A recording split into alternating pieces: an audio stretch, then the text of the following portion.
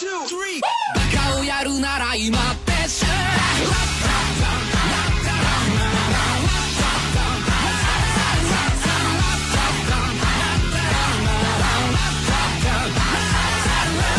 毎回こんな毎日じゃ笑えなくなるよねイチョル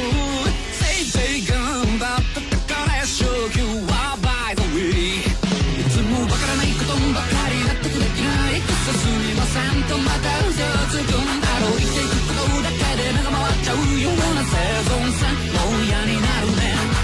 こんなんじゃさ僕らあの頃に笑われん